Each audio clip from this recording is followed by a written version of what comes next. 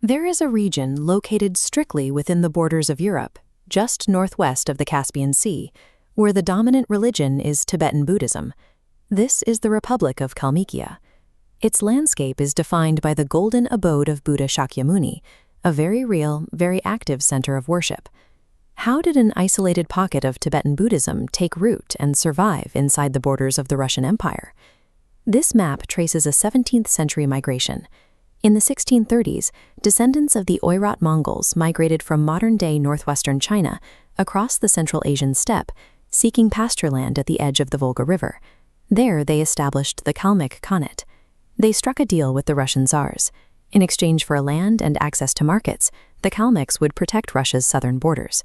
Along with their herds, they brought the Gelug school of Tibetan Buddhism to Europe. By 1771, Catherine the Great began absorbing their territory and restricting their autonomy. Facing an economic crisis, roughly 70% of the Kalmyk population attempted a grueling migration back toward China. The remaining 30% were trapped on the western bank of the Volga River because the winter ice was too thin to cross. This population, forged by geographical entrapment, became the ancestors of modern Kalmykia. Survival under the Tsars was one thing, but the 1930s brought the Soviet Union's ideology of absolute non-religiousness. This chart illustrates the sudden collapse of Kalmyk religious infrastructure.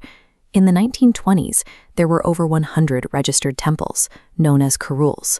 By the start of World War II, that number dropped to 0.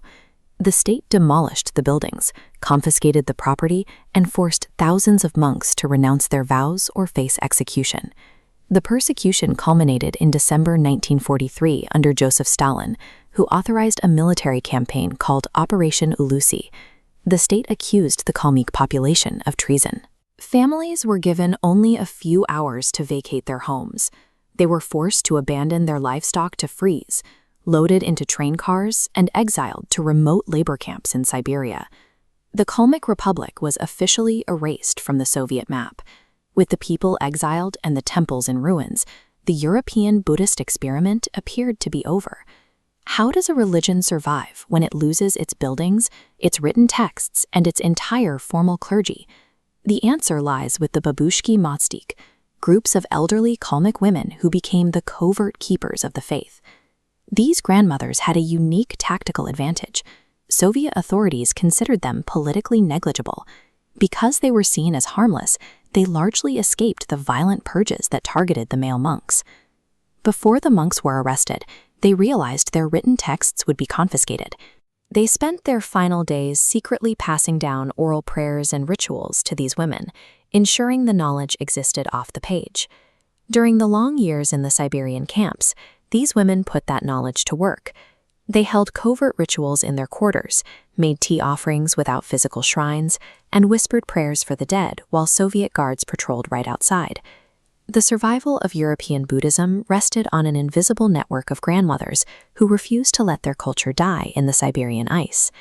In 1957, during the political thaw following Stalin's death, the Soviet government finally allowed the surviving Kalmyks to return to the Volga steppes. They returned to find a desolate landscape. Their former lands were unrecognizable, and every temple was reduced to rubble. The Kalmyks spent decades rebuilding their lives, but it wasn't until the late 1980s, as the Soviet Union began to collapse, that religious freedom was officially reinstated. The revival was immediate. The community opened its first new temple in 1989. Shortly after, the Dalai Lama recognized a new Cheyenne Lama, a supreme Lama, to lead the Kalmyk people. Today, nearly 48% of Kalmykia's population identifies as Buddhist.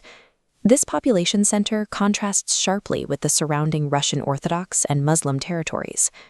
In modern Kalmykia, Buddhism is an active, daily practice and a defining marker of ethnic identity. Kalmykia proves that a state can demolish physical buildings and deport entire populations, but it cannot erase a belief system that a people choose to carry quietly in their minds.